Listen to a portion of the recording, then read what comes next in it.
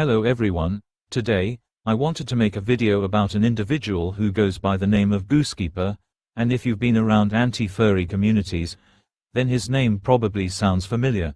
For those who don't know who Goonkeeper was, he was a person who used to have a YouTube channel where he often talked people like Therians and such, which were popular around anti-furries, and although the channel no longer exists, Goonkeeper was still a pretty well-known and respected individual within and around anti-furry communities, only until recently.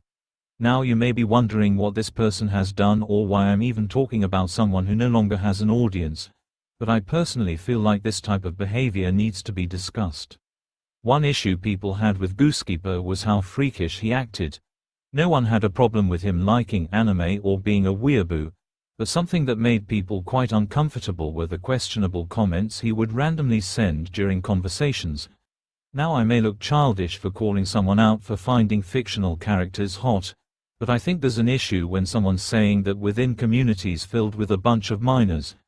If we take Halo Guy's server for example, Goonkeeper, who was an admin in the server, will often send questionable comments, usually about how he wished that he had a tall muscular tomboy girlfriend who would beat the shit out of him. The weird comments he made didn't really bother many people until he decided to post art that was gooner bait. Although the art he sent wasn't anything explicit, a big majority of Halo's server did find the image pretty suggestive, which caused people to start shaming him until he left the server.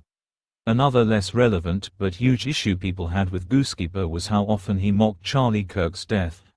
Personally, I along with many other people didn't really like Charlie Kirk as a person or agreed with his political views, but most of us find it disgusting to see people make fun of his death.